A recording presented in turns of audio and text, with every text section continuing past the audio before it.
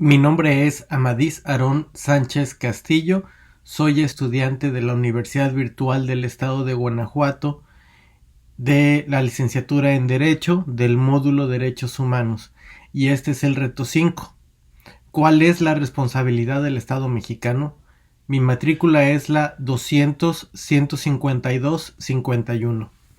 Mi asesor es el Dr. Jesús Aguilera Durán. Hoy es 14 de marzo del 2022. Este es el caso número 1. Tenemos que una persona que se encontraba pacíficamente repartiendo panfletos a las personas que se manifestaban en la plaza de armas de su ciudad. El contenido de los panfletos habla sobre versaba sobre citas bíblicas, y al enterarse de lo que se hacía, un policía decidió arrebatarle los panfletos y detenerla, argumentando que ese no era el lugar para repartir ese tipo de información, pues alteraba el orden público. Ana permaneció encerrada e incomunicada dentro de una patrulla durante 3 horas hasta que la manifestación concluyó. Posteriormente, el policía la trasladó a Barandilla, donde recibió burlas y calificativos peyorativos por el personal de seguridad pública.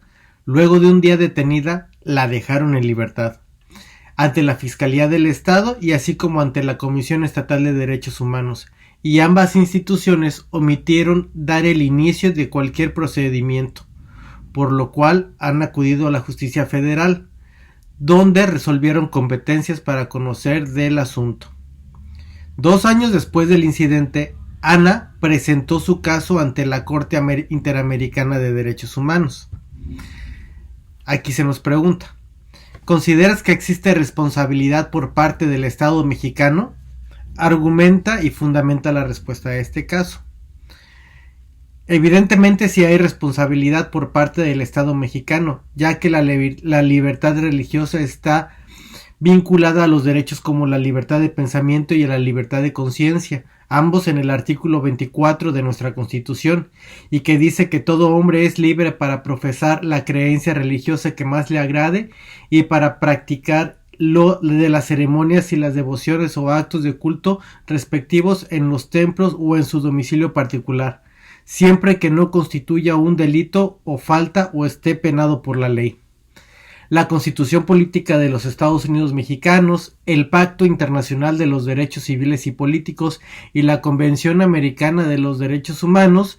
Estos son 3 disposiciones que prevén el derecho a las personas a adoptar cualquier creencia religiosa o abstenerse de hacerlo, así como de la libertad de manifestar la religión libremente elegida mediante la participación de forma pública, privada, individual y colectiva en actos de culto, como ceremonias religiosas. Y en este caso, si bien para difundir este tipo de panfletos se requiere pues de alguna manera extraordinaria un permiso de la Secretaría de Gobernación, en este caso pues también se ve involucrado lo que es la libertad de expresión de Ana. La libertad de expresión es un derecho humano básico y constitucional, fundamental e inherente y necesario para la naturaleza, y está consagrado en los artículos 6 y 7 de nuestra Constitución Política en el ámbito internacional. Lo podemos encontrar contemplado dentro del artículo 19 de la Declaración de los Derechos Humanos de 1948. Entonces podemos concluir que en este caso particular de Ana es una detención ilegal.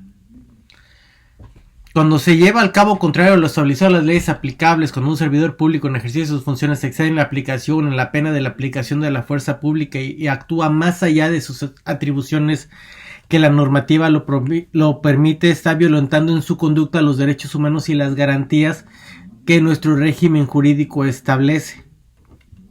En este caso es muy evidente la situación donde se violentan los derechos humanos, y sobre todo cuando es presentada en Barandilla y recibe insultos, y pues no sé si se llegó por ahí el proceso adecuado y debido para salvaguardar sus derechos y su integridad. Entonces ahora pasemos al caso particular número 2. Tenemos que durante la pandemia del COVID-19, el gobernador de una entidad federativa publicó un decreto por medio del cual se declaró obligatorio el confinamiento en el domicilio particular de los habitantes en un horario de 6 de la tarde a 9 de la mañana, y asimismo se prevé una multa de 1.500 a quien infringiera esta disposición. De no contar con recursos para el pago de la multa, en el decreto previo se prevé una 36 horas de arresto. Tenemos el caso de Andrés, un hombre de 34 años de edad en situación de calle, que caminando por la avenida principal de la ciudad a las 20 horas, un militar lo vio y lo detuvo y lo presentó a la Secretaría de Seguridad Pública, donde le fue exigido el pago de la multa. Andrés argumentó no tener casa habitación, familia ni dinero. Como consecuencia, fue privado de la libertad durante 36 horas y boletinado con una fotografía incluida en redes sociales, donde decía el primer detenido: un sinvergüenza capaz de negar a su familia con tal de no pagar la multa derivado de lo anterior. Fue canalizado por una asociación civil a través de la cual se planteó su caso en la jurisdicción militar ordinaria hasta ponerse de conocimiento de la Corte Interamericana de los Derechos Humanos. ¿Consideras que existe responsabilidad por parte del Estado mexicano en este caso? Pues sí, considero que sí hay responsabilidad, ya que hay que recordar que de conformidad con el artículo 11 de nuestra Constitución, las personas pueden desplazarse libremente por todo el territorio nacional sin necesidad de contar con un pasaporte o con algún otro permiso para así establecer o gozar de este derecho. Obviamente se ha visto afectado este derecho por la pandemia del COVID-19, ya que distintas autoridades, sobre todo a nivel estatal y municipal, han estado limitando la circulación de personas a través de decretos que se establece como el confinamiento obligatorio. Sin embargo, existe un gran problema con estas medidas, ya que las autoridades locales no están facultadas para suspender o restringir los derechos humanos. Además, la afectación a la libertad de ambulatoria, por más que se considere inodio para contener el virus, puede traer prejuicios. Más perjuicios que beneficios, debido a que las grandes diferencias que existen en la sociedad mexicana, y en este caso de Andrés, que es una persona de calle. Si analizamos nuestro texto constitucional, nos encontramos que en el artículo 29 establece que el Congreso de la Unión, que solamente el presidente de los Estados Unidos mexicanos, con la aprobación del Congreso de la Unión, podrá suspender o restringir los derechos humanos. El artículo 124 constitucional establece que las autoridades locales no podrán ejercer las facultades otorgadas.